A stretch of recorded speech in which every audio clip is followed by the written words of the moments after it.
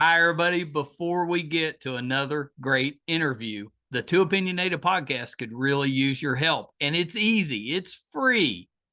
IMDb, which is the entertainment database, imdb.com, named us a top 100 podcast. We came in at number 82.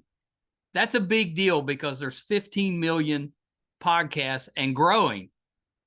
So to be named to anybody's top 100 list, pretty big deal for us. And the way you can help is to go to imdb.com, look up the Two Opinionated podcast, and that's it. Just bringing our page up. That traffic really helps us out. Our YouTube channel is MeisterCon Pod.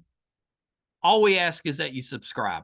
It's also free, but that really helps us to attract these amazing guests that we keep bringing on the program.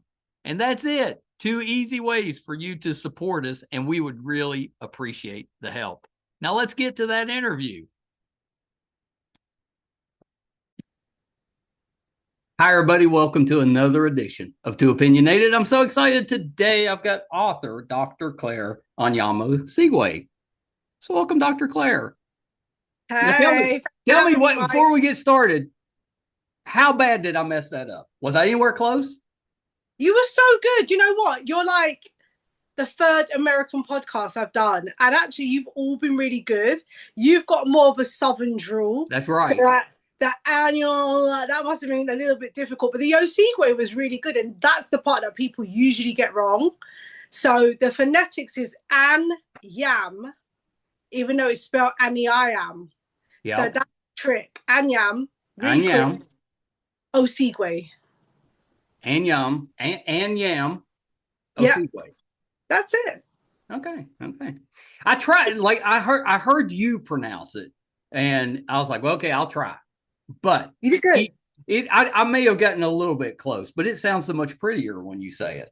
Oh, bless. I've had a few years of where does that name come from? So it's my husband's name, but we're from the same tribe in Nigeria, which is the Igbo tribe. Oh, very nice. Yes, yeah, we're southeastern Nigerian. Yes, Nigerian. But born and raised in London, yeah. Yeah, I was trying to figure out where that name was from. So Nigerian. Oh, very nice. Very nice. Well, so Dr. Clare, let's start this way. Tell me a little bit about what you do, because obviously we have to talk about the new book, but you do so much more than just write. So tell me a little bit about what you do. Sure, I guess I'll start from the beginning. So my career started at 23, really. Yeah. After going to university, I studied a BA in acting and directing. Yeah. I realized quite quickly after coming out of my degree that I needed to do some sort of a PGCE or master's in education. Yeah. So that I could work as a teacher, because acting work is not guaranteed, right? No, that's right. It's a very difficult profession. It's so difficult. You're singing for your supper. You need to have some money in the back pocket. Right. And because I grew up in the care system, I didn't have mum and dad to go home to. Right. So I lived on my own from the age of 18. So I thought, if I want to eat beans on toast for the rest of my life, that's right. I need to, if I don't want to do that, I need to have some sort of a profession. So I trained as a teacher, and then I decided that teaching wasn't for me. So I always did it part-time to fund my skincare business, because I had eczema and acne. And I started making some concoctions in my kitchen in a place called Islington in North London, where I'm born and raised. How did you know what to make? Was that just research? Research, great question. No, my kind of one of my heroes or heroines is the late great Anita Roddick of The Body Shop. Yep. So I worked at The Body Shop from the age of 17 to 22. I worked my way up from a floor assistant mopping the floor, saying good afternoon to the customers, all the way up to a store manager, where I was turning over £1 million a year in a place called Oxford Circus, which is like the epicenter of shopping in London, in central London. Yeah. And so that shop I inherited was like a fledgling store. So we was in a deficit, and I was sort of sent in there as this young, successful makeup artist from their biggest flagship store, Bond Street, to kind of tidy up the shop. Yeah. But I think they thought I was going to fail. So by the end of year one, we were in a plus 20%. So we actually made the 85 grand deficit back and was in profit plus 50 grand. And so all the heads of, business came to see me from China, from America, from Scotland, where they had their head office at the time, to ask me what I was doing.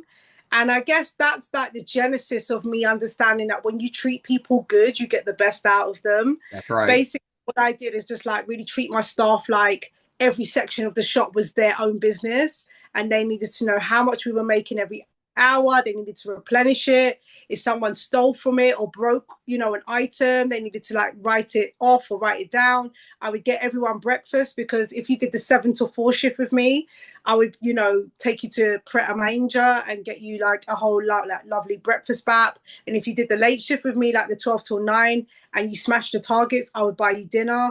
So I would just do things to make working fun. And I think that kind of kept me in great stead. So like when I opened my own skincare company, I did the same thing for my staff, because I think human relationships is what makes or breaks our life, right? Our day.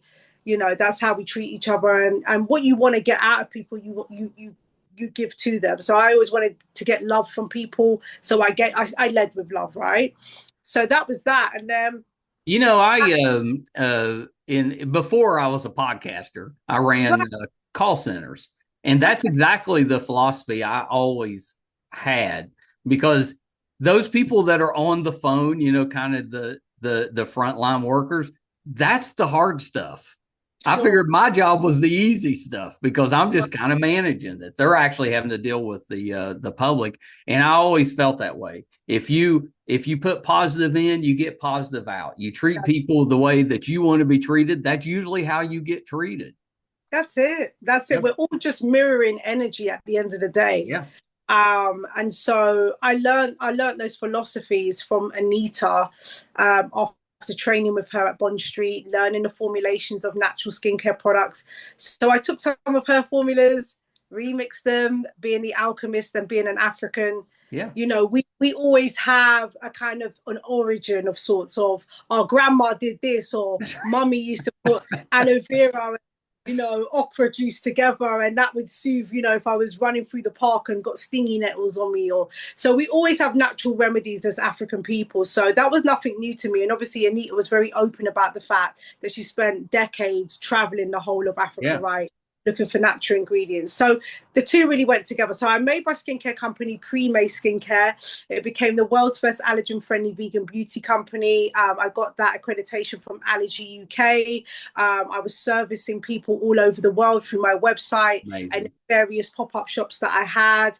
I was then honored by the Queen of England at the age of 29. That doesn't usually happen in your 20s. Most of us have to wait till like 40s or 50s before the Queen honors us. Listen, I was minding my own business, burning through startup cash, thinking I was going to close the business that year, because I was in year 4. I wasn't even in year 5 yet. And they always say, like, your first 5 years of business, like, only the 10% make it, right? So I was like, Claire, you're done, you're finished. Like, one of my factories closed because I stopped making it by hand and handed it over to a factory at that point, and they messed me up and then sent it over to another factory who wanted to charge me double, right? Oh my goodness. The joy. So I said, send it back to me. I'm making 30,000 units for a French outlet.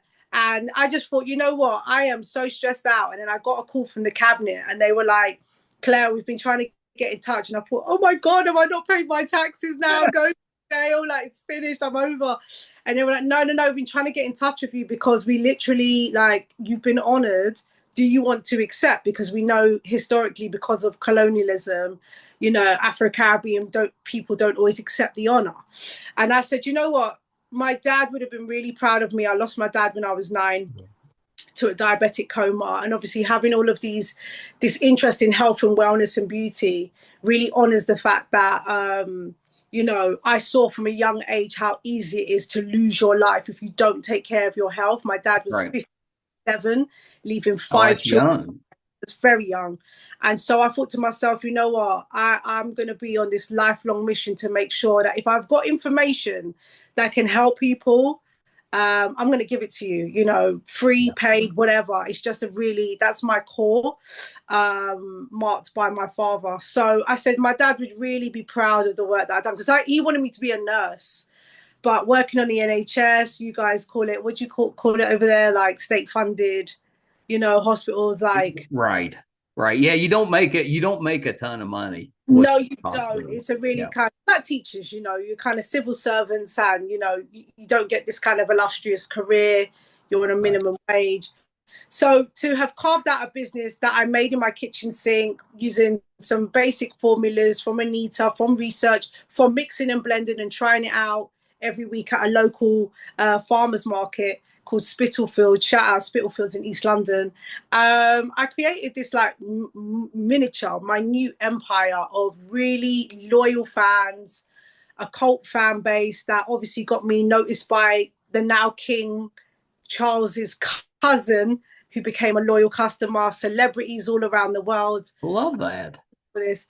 And it was at that moment, actually, literally, like after getting onto a shopping channel, that I realized that I'd hit all of my 20-year goals. You know, like you said, like you get honored in your 40s. I thought, yeah, like if I keep this going for 20 years, like I'll be honored later. I'll retire on a beach in the Bahamas. Da, da, da. But it was kind of like, oh, this was happening. Like the snowball was going mad, like within the first 5 years of business. So I'd reached my milestones. I really felt, in essence, a little bit burnt out. And I was looking for a new mountain to climb. At the same time, my husband's film festival, which is now the BAFTA qualifying British Urban Film Festival, was in its 13th year. Oh, wow. Because of the honor, a lot of people were coming to my clinic asking me for very intricate skincare solutions. And one of the main ones seemed to be bleaching. African and Asian women started to come to me asking me, like, Dr. Clare, can you create a safe, natural bleaching agent because I want to lighten my skin? Now, I was like, that goes against my principles because my skincare brand is alkaline, and to bleach, you have to use acids. So I would invite those women who would be emailing me or DMing me. I'd ask them to have a free facial, being the actor director that I am. You're trained to listen. So I would listen. Tell me your story. I heard through all of these stories, like 12, 15, 20 women, that their story, that the thread was unworthiness, low self-esteem, and almost like this sort of mainstream rhetoric that to be beautiful, successful in love or business or, you know, in the world's eyes, you need to be of a fairer complexion. This is no secret to our Americans, right? Because you know your history is, you know, emblazoned with colonial, you know, stamps that it is all over the place, right, with America. But the relic of slavery is this sort of the brown paper bag, wanting to be lighter as a person of color, because you're thinking that that quote unquote will help you get more successful. So I wrote a short film. That's just awful that anybody would think that they need to do that in order for people to accept them. I mean, that's just terrible. I mean, be comfortable in your skin. That's it. That's literally my whole like mantra for life. It's like, we are what we are. And I don't care whether you want to, you know, change your hairstyle, but I think to change something that is inherent to your DNA. Yeah. And the reason for that is because you feel less than yourself. Not for aesthetics, not for like, oh, because I want to, you know, change my hair color or change your skin, like to bleach it, to do something that you know is toxic and poisonous, to harm yourself. I think that is a form of self-harm. So I agree. I wrote this script and I sent it to a few actors and they were like, you cannot cover the issue of the term now is widely known as colorism in the UK or shadism in the US. Yeah. You can't cover this in 10 minutes. Write the feature. And I was like, dun, dun, dun. Can I write a feature film? It's been over 10 years. I've been out of the industry. So I challenged myself. I spent like 7 weeks writing the script. My husband jumped on the phone, famously asked 110 people for some money. No. Who's your wife? Who does she think she is? You know, she's not an author. No one will buy it. No one cares. So we just I took money out of my business, closed the skincare business down. My brother and my husband Emmanuel put the finishing money in, and we made this film. It was budgeted at £300,000. We made it for less than £30,000. I'm proud to say. Yeah. After 7 years of like being like, it was made for less than 100K. So we made our money back within like 3 months. I became the 6th Black female to have national distribution in this country ever. We had a theatrical release in New York, festival screenings in Washington. We took the film to the Netherlands for its European premiere, and then to Brazil for a South American premiere as well. Picked up by Amazon, picked up by Apple, and now it's on. It was on Tubi for a year. Now we just put it out ourselves on YouTube last Christmas, and that movie changed my life. That became my business card, in the film business, because you have to greenlight yourself. I know people like Ty say this all the time, but he's not lying. It's so true. If we didn't do No Shade, I'm not directing the 2 biggest shows in the country, Hollyoaks, Coronation Street. I'm not exec producing Ireke, which is a Yoruba language film that we took to Cannes 2 months ago, which is now picked up for 120 cinemas worldwide. Wow. You have to put yourself in position, because nobody owes you nothing. They don't care about yourself. Right. They don't care about Well, that's why you see so many people that are in the entertainment industry. They're creating their own stuff. It may not go anywhere, but sometimes that's the only way that you can get noticed. It is. Like I said, it's your billboard, it's your CV, it's your business card, because how am I going to prove that I can direct until I direct? It's like when you're 16 and you go for your first job and they go, have you got any references? And you go, well, you'll be my first reference if you give me a job. So you have to have somebody take a chance on you. Right. And I think, again, I love Americans for this, because you guys, when I was doing pre-May, I fondly remember turning up to New York for 11 days with a suitcase in the swelter of April. And I went door to door. Out of 20 shops, I got into 9 stores. And they bought products on the spot. They were like, who are you? Okay, Black, British. This is weird. Never seen you before. I don't know why. I don't know if it's your British accent, but I trust you. I'm going to take, 6 units of this, 12 units of that. And my suitcase was empty in one day. And I just thought, America, you are, in some essence, what I'm about to say is quite controversial, the great Satan. But at the same time, you guys, I'm a Christian, so excuse me. But at the same time, within the belly of the beast that is America, it's the land of opportunity. It is. It is. It is. You guys, man, your spirit and your willingness to be entrepreneurial and to give people chances, I think, is one of the most beautiful things about America, honestly, because it's not like that in the UK. Obviously, the UK, they started phoning me after that. Like, hey, Claire, I'm sorry I didn't answer your email last year. Do you want to come in and send us some samples? You're like, oh, right, because you've seen that I'm in America I'm getting stores and pharmacies. Okay, let's do some business now, Yeah, that's a shame you had to kind of go the long route to get but that's kind of how it works. You got to prove yourself a lot of times before people will trust whatever it is that you're selling. 100%. Yeah. Well, I love that. Skincare, very important to me. I've got rosacea, so you have to be very careful. And I've had trouble skin-wise most of my life. Never got diagnosed with rosacea until the last couple of years.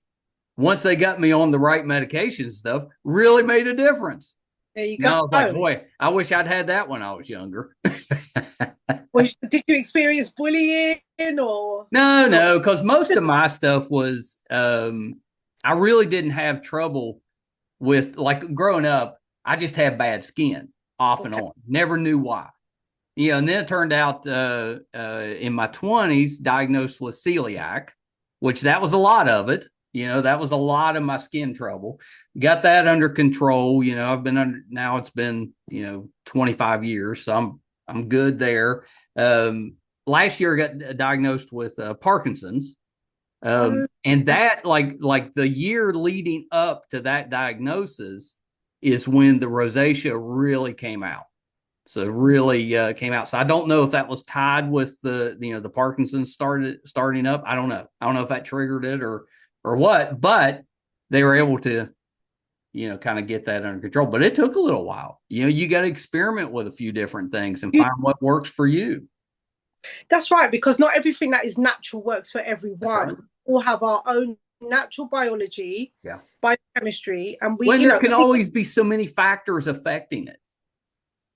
the biggest one, and that leads us on to clarity, is Yeah. really how what I've learned as I've got older is that your skin is also a representation of your emotional life, your Yes. mental health, your environmental factors, and Yes. that's something that I talk about in the book when I call it my life quadrant. So there's 4 areas in life that you need to be cognizant of to have a balanced, fulfilled, peaceful life experience, right? And if any one of those 4 areas, the 4th quadrant is financial. If any one of those 4 areas are out of whack, you'll normally find that you're going to experience some sort of mental health issue, physical issue, All of the some above. all of the above. No, actually, He said, I love that, because I do think that a lot of times it's the outside factors that are affecting you, and you don't even realize it. And of course, if you do have a food allergy, that could definitely be causing the issue. So, if you got that, get that straightened out, because that'll help. But yeah, a lot of times stress, the disappointment, just everyday life can have yes, a yes, negative effect on you. that's right. It's like the feelings of betrayal, disappointment, Yeah. that's across in the car on the way to work, you idiot, you fool, that negative interaction, yeah. Yeah. Or, just overnight not getting enough rest. Like, I don't know about you, I'm a parent, sleep deprivation is very real. Yep. I've got 2 children under the age of 6, and Oh yeah, you're in it. I'm in the thick of it, mate. I am. I'm I'm in the grandparent phase. It's so ah, much easier than the parent phase. Because you send them home. You get all the good, very little of the bad. there you go. I can't wait to get to that phase. But It's pretty nice. It's pretty nice. I'm embracing the flow of parenthood, the fact that no day is the same, the fact that there's a beauty in knowing that your children come to you for comfort. That's right. Comfort is 1 and 2 in the morning when you'd much prefer to be in the depths of sleep. Yeah, but that's the moments that make it all worthwhile. Yeah, I give grace now. Before I used to get really like, "Mommy hasn't slept. Mommy feels tired." Ah. And now I just go, you know what? My 6-year-old teaches me a lot. Actually, she's a bit like my boss. So my boss Lavender, she said to me, "That was quite harsh, Mum, and thanks for letting us know, but that's the end of the conversation." And I was like, "Ooh." That's Well, that told you, Claire. Like, all right. and I thought to myself, have I said that to her? End of conversation. And I don't think I have. But I think she has learned she knows me. I can go on about stuff. Yeah. So now she's like, Mum, that's it. You said your piece. We got it. It's enough. And I'm like, respect. That's really smart from a young person, because it's so difficult when you're upset. Mm. It's tough to shut up. And that's where I think a lot of arguments continue and stuff, is because you say your piece, but that's not quite good enough. So then you just beat somebody to death, with the same stuff. You end up in this terrible loop. Yeah. That's it.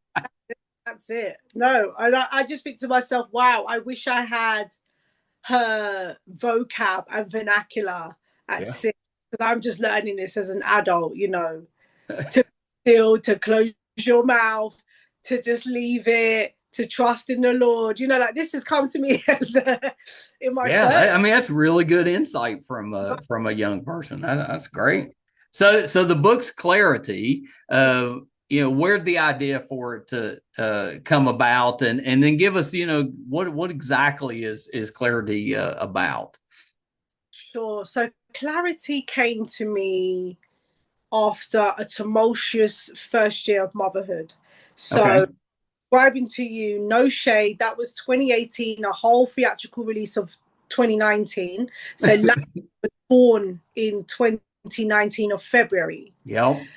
So we put the baby on our back, you know, went to Brazil, went to the Netherlands, went to Wales, like, and she was a baby in a carriage, you know, doing this. And then by the end of the theatrical release, I was like, oh my gosh, I'm not eating properly. I'm on the road or on a plane. So I got Yep. a nanny, I got a, you know, a vegan chef to just cook and just to really educate me on how to take care of myself with a new human being in the house.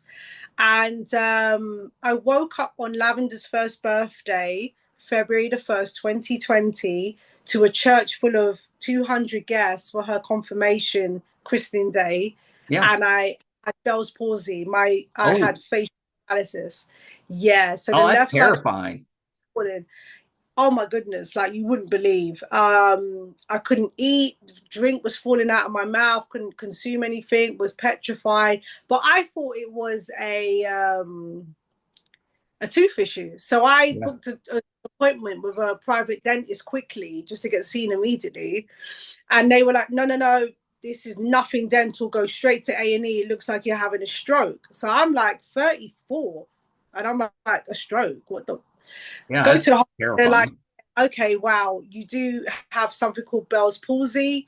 Put the patch in my eye, gave me some steroids for 12 days and said, that's all we can do for you. It should heal within 9 months. I was like, 9 months? I ain't got time for that. Because Yeah. the beautiful thing is that my husband was then honored. So he gets the letter in the post that he's being honored by the now king for services to film. So I was like, oh my God, Wow. we got to be in the palace in 29 days. I don't have time for Bell's palsy. So I went into my, you know, pre-May wellness mind. I was like, right, the same way you tackled your allergies is the same way you're going to tackle Bell's palsy. You just hunker down. You know, it takes 21 days to change your life. So I did 29 days of steam, swim, sauna, facial rollers with different concoctions of facial oils with different essential oils. Yeah. I took some natural remedies like St. John's wort, arnica. I went to an acupuncturist. I did acupuncture, prayers. I listened to nothing but high frequency meditation. And all I had was pictures around me of me smiling. The I love beautiful that. smile is, right? Because Yeah. I was like, all I want to do is be able to smile at Lavender again, smile at Emmanuel, smile in general, right? Yeah. And by the 29th day, I was 95% stood in that palace. My eye was, and it's still to today, I'm not 100%, it still twitches on my left side. But I said to myself, you know what, Claire, you've healed yourself since you were a child. Right. This too shall pass. But I think God slapped me in the face because I already had like gout in my knee. Yeah. I had gingivitis. I was having these like random health issues the whole year. And I feel like God was just etching at my back, like, can you rest? Can you rest? This is not sustainable. This is not sustainable. But Right. I He's pushed. giving you some warnings. He's given me some serious warnings that I was ignoring. And the Bell's palsy was the slap in the literal face to say, just stop. Yeah. The beautiful thing about it was that the pandemic made it easy for me to do so, because I think if the world wasn't shut down, I would have carried on. But I think the pandemic gave me the respite season that I desperately had needed and never taken since I was 16. Yeah. I've never not worked. I've always worked. I've always had 2 or 3 jobs. Then I had a business. Then I'm helping my husband build his company up. Then, you know, we make my movie, now motherhood. And it was just like, That's a when lot. do you, I travel to work, to sell, to do business. I don't travel to like sit on a beach. I sit on a beach for 20 minutes. I'm bored. I'm like, why am I selling something, talking to someone?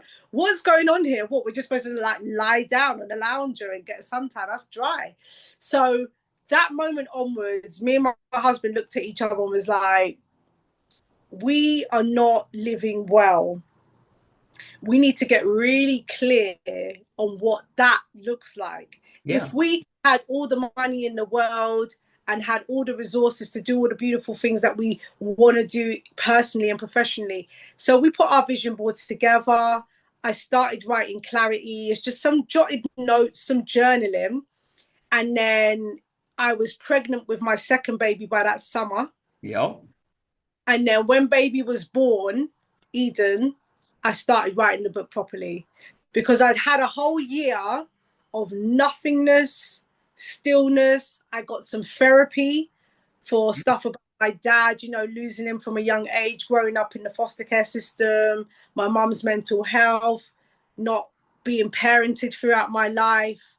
My husband's mum died suddenly within 12 months of knowing her. So I always said to God, like, why don't you want me to be parented? Like, why do I have to do this journey on my own? Like, Right. I know a lot, but I don't know anything. Like, I don't think of like what it means to be a woman. And so many people look at me as an inspirational woman. And sometimes I was feeling fraudulent because I'm like, I'm not, I'm just a baby. I'm just trying to work it out. I don't know. And I think that year of 2020 to 2021, I just had daily moments of clarity. We would go on this thing called the Walk of Life. Me and my husband just walk around the neighborhood. Because in 2017 we went on one of these spiritual conferences. You know, for you guys it'll be Tony Robbins. We have a Tony Quinn who is a Irish guy, gives you all these philosophies about how to live. We love Jim Rohn, right? So Walk of Life comes from Tony Quinn, where you walk around your local neighborhood, you come home and you put like a list of 7 things for the day, like your top drawer thoughts. Like if you had to file a cabinet of like beautiful things that are in your life, what are those top drawer 7 things? So we would do that. And then I kind of created my own philosophy of the life quadrant of like the 4 areas that I was like, right, home life, office, gym, everywhere I frequent has an impact on me. Yeah.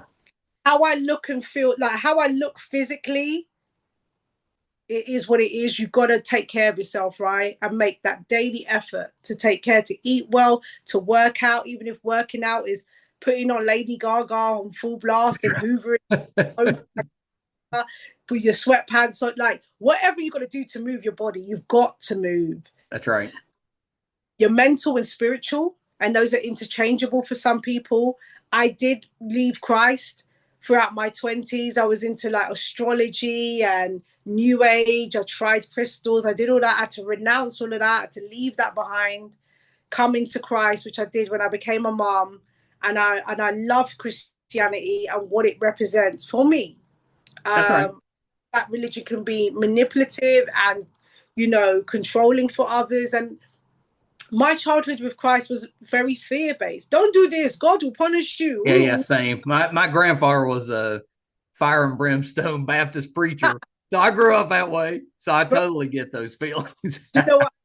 So I think I had to really see the beauty of the gospel of Jesus and what Jesus represents in terms of a model for morals and that moral fiber of who we are actually inherently as human beings. Take out the race, because everyone's got, you know, he had dreadlocks. No, he was white from England. No, he was, forget that rubbish. Look at his soul. What did Jesus do? He forgave.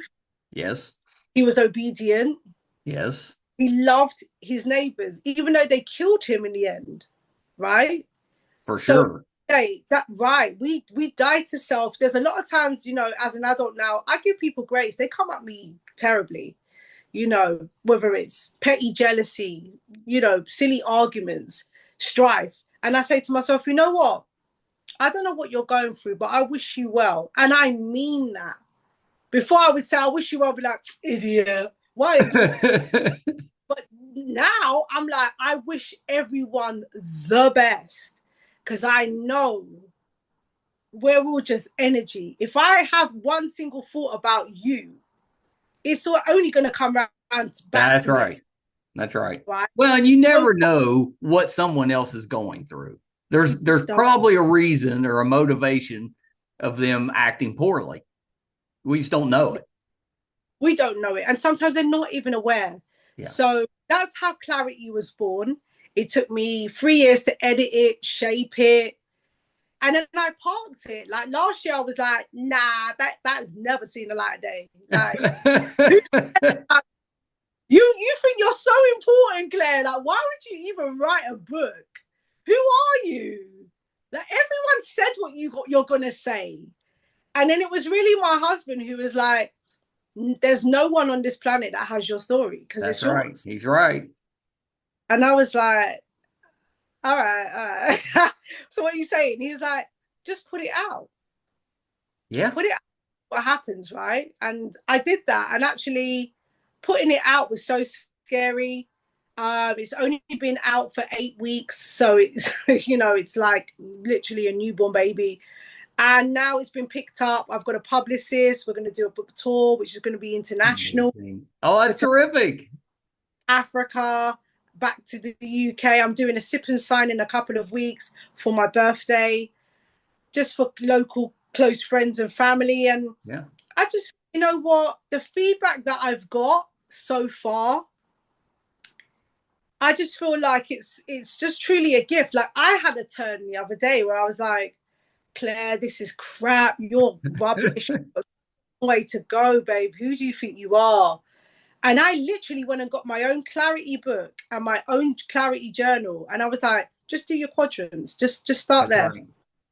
You know, choose your top drawer thoughts. Who are you? You know, so today you feel like crap. So if we transmute that, I'm grateful. Ooh, that's powerful. Yeah, Okay. I like that. Yeah. You know what I mean? Like You're start taking you're taking those negative self feelings and just turning them around, basically. they're totally irrational, right? They're Yeah. totally our minds are our biggest enemy. Yes. We think our minds are our best friends. We create all these beautiful ideas, but your mind is like an unruly kid. You just grabs this, that, and picks up on other people's vibrations, and old habits want to come back so badly. When you would put up with this, you didn't have boundaries, you didn't have discipline, were trying instead of being and doing, and as well as you've had like tractions of success, but maybe there was guilt around money, or so every time you made a lot of it, you wasted it, you didn't invest. You buy from the sales rack, even though you can afford to eat Right. well, dress well, getting your hair done. You're like, oh no, that's just for the birthday. It's like, no, babe, that's because you're an author now. You're a doctor of science, and Yeah, you that's get right. hair done is what normal women do. So why aren't you getting your hair done every week or whatever? Like, we can be so poor to ourselves, so Oh kind to yeah, we're everyone, hard on ourselves. so hard. And I realized I was so rough. That's Yeah. the word. So rough to Claire. And I think little Claire that I dealt with in therapy, like she needed so many things, learn how to self-soothe through resilience and being almost like a child parent, because I was there for my mom, Right. raising my little sisters. So I've never actually been innocent. I've never been just a kid, just out in the front, like, right, what are we going to eat? I used to take my family's clothes to the laundromat when I was 6. I've got a scar on my arm from where I was ironing my own school shirt, when I was like 7, like, and that's what the UK would term as like negligence. So I was a Right. neglected kid, why essentially me and my sisters ended up in care. My 2 brothers were too old by then. They were like 15, 16. So the council just deemed them as, they're almost adults. They'll be all right. That's right. And so I was just unpacking all of that and sharing those images in clarity and seeing that a higher power, God, was Yeah. always there, and the issues of life strengthen you. Your tests are testimonies, and there's power in pain if you can produce diamonds at the end of it. And those diamonds for me have been my whole life, and my whole career has been about other people. Yeah. When you make a film, you're making it for the audience. when you're making creams and skincare, that's for people to buy. That's for the audience. That's not for me.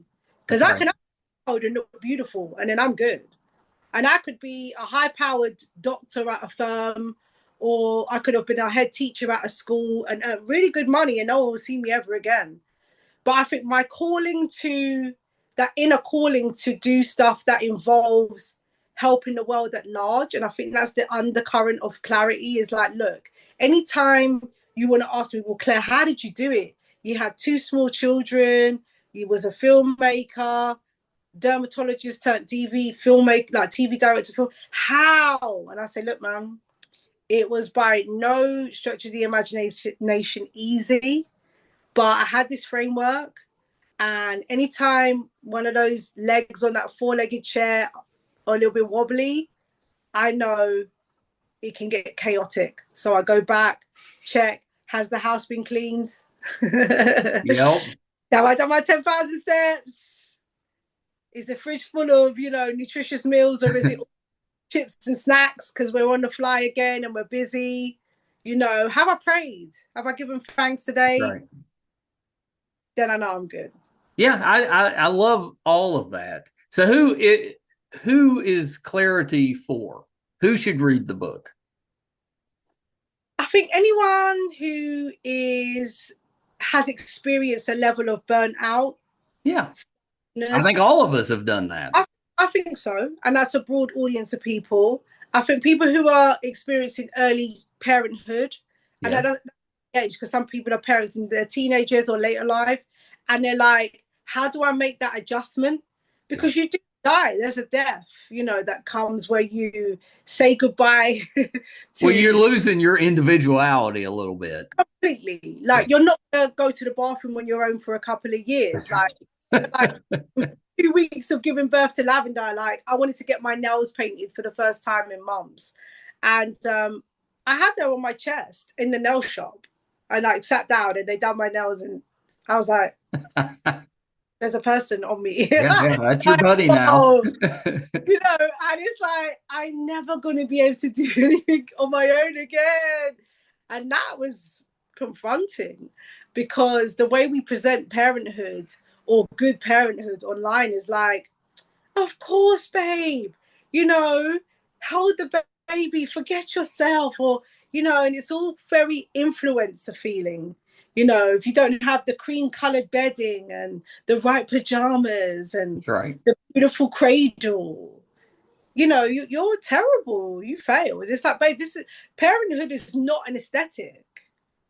That's right. That's exactly right. Yeah. Day to day, it's moment to moment. Today, I'm absolutely shattered and I'm not going on a walk. I'm not. I've been breastfeeding whilst cooking dinner, whilst trying to live with my husband and be an attentive wife, whilst my brother needs my love and support, because I care for a few people in my family as well. My brother has long-term bipolar. I'm one of 5. Yeah. So I'm his carer. So I support him. I tidy his property. I sort through his bills and his letters. And so he moods and his moments where he needs extra support annually, daily, weekly, monthly. Yep.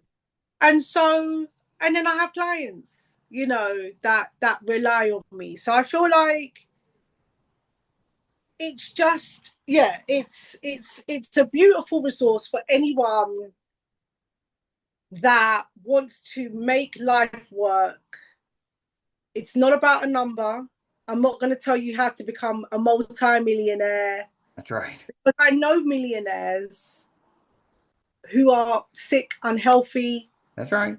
Sad, depressed, unhappy, who have died, who are no longer with us. So there's something beyond money. And I felt for a long time like that. If I got the money, when I become a millionaire, it will all just fall into place. Then I can eat well because I can afford it. Then I can have a lovely home. It's like, no, you can do that before you don't need to be a millionaire to have a lovely home. That's right. That's exactly right. You need to just be financially free. And for you, that could be $5,000 a month. Yeah. That depends where you live. That's right. My cousin back home, I was paying for 10 people's, and I say this with all humility, but I was paying like 10 people's rent last year, the last 2 years in Nigeria. And You know, their whole living for one person was like 1 week of wages for me. Wow. And you just think, and Yeah, they're on what I make in a week for a year. So it depends where you live. that's right. That's exactly right. Right? And you just think, look, man, stop worrying about the Joneses. That's right. If you look after all areas, not just one specifically, like I know a lot of muscle heads, guys and girls, they're like, I go to the gym, but do you pray though? Like Right. you're still depressed about something that happened in your childhood. Yeah, it's a balancing act, all of it. You got Well, to take sort care of it, the physical and the emotional. right? Yeah. You know, and so I think clarity is about getting clear on the kind of top down. When you look down on your life and you see those main core areas that bleed out, like I say, you know, for the new ages in the spiritual, it might be yoga and tantra, because I think in some ways you have to go through that to get back to Christ. That was my journey. Yes. A lot of women are doing that on YouTube. They're doing their, you know, tarot cards. They're getting into the twin flame journey. They're doing, and I don't poo-poo any of it. I think, look, seasons, you'll get there. When you Right. call universe and the source, you're talking about the Lord. That's but exactly right. but right now, for you, that is that word. But you know, we know what you're talking about, but you'll get there because maybe your experience of the Lord was in vain, literally. You Yeah. know, it wasn't a healthy relationship. So once you get over that and re-engineer that frame of mind, there'll be a moment of clarity that will help with that. So that's what I do. And I actually use filmmaking as the analogy. So about writing scripts, you know, Yeah. about shooting. So how you look at the world, That's how you see right. your own eyes and the big screen of your mind. Um, Putting on the armor, you know, your costume. How do you dress? How do you present yourself? Making sure that you look good for you, not about them again, about you. Yeah. um, the production, the distribution of that, the fact that people are not going to receive you. They enjoyed you when you were broke, busted, disgusted, That's angry, right. la la la la la. Because that was great for them because they could get more out of you. Maybe they came to use you. That's Maybe right. they were able to moan with you. You know, misery loves company, you know. That's And now right. healthy, wealthy, enjoying life is like, what does that? Now we no longer have a lot in common. That road is lonely. And that's actually that pivotal moment when people turn back because we love company. By human nature, we love to be around people, right? We do. Yes. But we have to say, do those relationships support my vision of clarity? Yeah. I'm not sure. Yeah, no, I think that's great points, and I think the book is terrific, and I'm so happy that you've written it. Is do you have plans to keep writing about this type of subject? You know, is there a sequel coming? You know what? I love the fact that people are asking this because the short answer is yes. Yeah. I was actually saying to a family friend that the next book might actually be called Honesty. Because what I feel about clarity is that there's a raw version. I've left a lot out. And that's because I think the higher self of I've healed from that, move on. I didn't put in all the actual there's a lot of emotion in that book, but oh, there was more. And actually, ooh. And I think the sweat patches of releasing clarity have cooled down now. Like the first month, I was like, oh my God, people know this about me and that about me. And that. But the next extra, I'm like, oh, I think I need to be in another space to really unravel that. But I will give you a bit of an exclusive. I have two other books that I've already finished. Oh, amazing. That's about first time screenwriting and first time directing. Yeah. Because again, I do a lot of panel discussions through the festival. Right. And globally, where people say, how did you write No Shade? Again, where were you at in your mind to do that and self-distribute? How do you direct? How do you command a crew? Because the gift and the curse of modern day living is that there's more access. Everyone can get in, pick up a camera phone, start shooting. But to make something that an audience will want to pay for, that will get distribution, I think that still takes a level of finesse for a first timer. Sure. And so yeah. Share what my method was to whoever would like No, to. I think that would be really valuable. Thank you. Yeah, good for you. Good for you. Well, Claire, thank you so much for taking a little bit of time to talk about clarity. The book is terrific. But before we wrap up, kind of go through that. Where can we purchase Clarity? Where are you on social media, website, all of that stuff? Superb. So the book is published by me and my husband's company, Buff Books. Yep. So buffbooks.shop. I'm also at Dr. Clare Anyiam-O. So Dr. Clare without an I, Anyamo. On all social medias, including YouTube. And then the book, I'm proud to say, is actually at Barnes & Nobles in the States. It's on Amazon worldwide as well. So you can buy it online. You can go in store and request it. I should be heading out to North America at some point this summer. So if and when I do, please be listening on social medias for me to make those confirmed announcements. But yeah, this has been absolutely sensational. I'm also at drclareao.com with my health stuff. So allergy advice, especially right now with the hay fever crisis that we've got going. Gosh. Right. Huge drop of pollen this year. I just don't know what's going on. Global warming for us all. And my skincare company is coming back. So look out for perfect. Yeah. Yeah, I'm fueled. I've got my energy back, and I'm ready to go. So please stay in touch, everyone. Thank you. Yeah, well, that's terrific. Well, Claire, when you're ready for the next thing to come out, you'll have to reach out. We'll bring you back on. Thank you. I'd love that. Cheers, Mike. Yeah, this has been terrific. Okay, hold on one second. Hope you enjoyed that one, Dr. Clare. The book is Clarity, and it is worth your time. If you're struggling, kind of just getting through life and things seem a little too hectic, a little too out of control, Dr. Clare can help. So please check out Clarity. It's out now. If you're finding us for the first time, thank you for being here. Love to have your support. Our YouTube channel is MeisterCon Pod. Please subscribe. Doesn't cost you anything. Really helps us out.